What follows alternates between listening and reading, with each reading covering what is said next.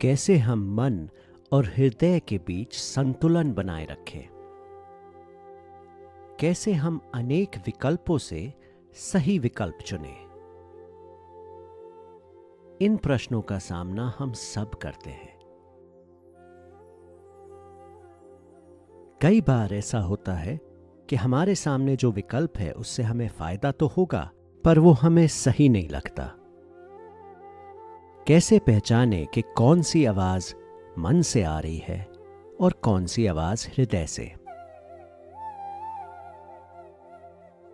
आइए इस फिल्म में दाजी से ही जानें कि कैसे हम इन प्रश्नों का जवाब अपने जीवन में दे सकते हैं।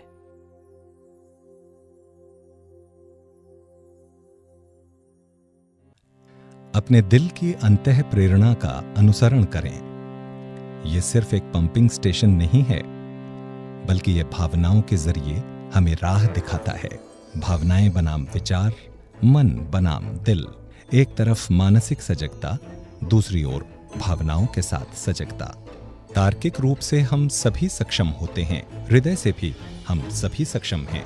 इसीलिए जब चीजें स्वाभाविक रूप से होती हैं तो हृदय कोई संकेत नहीं देता, लेकिन जिस पल कुछ गलत होता है तो हृदय जोरों से बोलता है। ये इतना ही सरल है। याद करें, जब आपको अपने पिता की जेब से 5 रुपए चाहिए थे, आपको 5 रुपए चाहिए थे और उन्होंने नहीं दिए, और तब आपने हिमाकत करके उनकी जेब से पैसे निकाल लिए। आपका हृदय भारी हो गया था।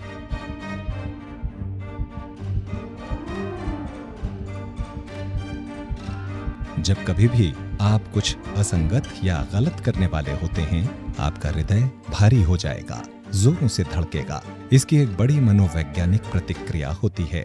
आप एक तरह का डर भी विकसित कर लेते हैं। यदि कोई आपसे पूछे आपका नाम क्या है और आप कहते हैं मैं जेरोम हूँ, लेकिन आप एलेक्स हैं, तभी आपका दिल कहेगा, अरे तुम जेरोम क्यों कह रहे हो, तुम तो एलेक्स हो। इसलिए यदि कुछ भी स्वाभाविक हो तो दिल संकेत नहीं देता है। आपका दिल आपसे कहेगा झूठ मत बोलो। आपके भीतर एक हल्की सी आवाज आपको महसूस कराएगी, ऐसा मत करो। जब डर हो तो ऐसा मत करो। डर एक और संकेत है कि आप गलत राह पर हैं। यदि फिर भी आप उसी दिशा में चलना जारी रखेंगे, डर के साथ चलते हुए कुछ गलत कर देंगे, वो अपने आप में और डर पैदा कर देगा। इसलिए हमें अपने दिल की हालत को देखना और परखना होगा। क्या ये तेजी से धड़क रहा है? भारी है? क्या ये मुझे याद दिलाता रहता है कि इस बात पर फिर से विचार करो? और इसी को मैं चेतना का अवरुद्ध होना कहता हूँ, जहां मन के तर्क को आपके दिल की भावनाएं अवरुद्ध कर देती हैं। मुझे लगता है कि यह अवरुद्ध होना ही दोनों के मिलने और एक हो जाने की आदर्श अवस्था होती है। वो जो मैं सोच रहा हूँ और जो महसूस कर रहा हूँ, वे दोनों एक बात हैं। हम दिल की जितनी ज्यादा सुनते हैं, उसकी आवाज उतनी ही स्पष्ट होती जाएगी। बाद में शायद दिल सही और गलत का संकेत न दे, क्योंकि आप वैसे बन गए हैं।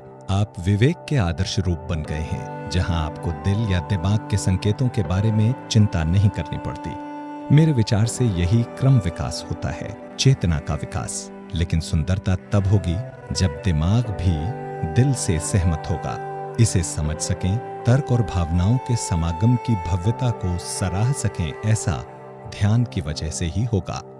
ध्यान हमारे अस्तित्व को बहुत संवेदनशील बना देता है।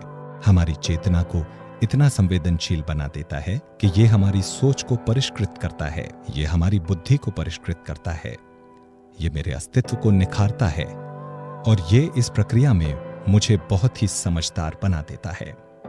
हम इसका उपयोग कर रहे हैं ताकि हम एक उच्चतर स्तर पर पहुंच सकें। ये स्वाभाविक रूप से तब होता है जब हमें ध्यान का सही तरीका सिखाया जाता है, जहां आप बिना किसी पूर्वाग्रह के अपने हृदय के अंतरतम में गहराई में जा पाते हैं।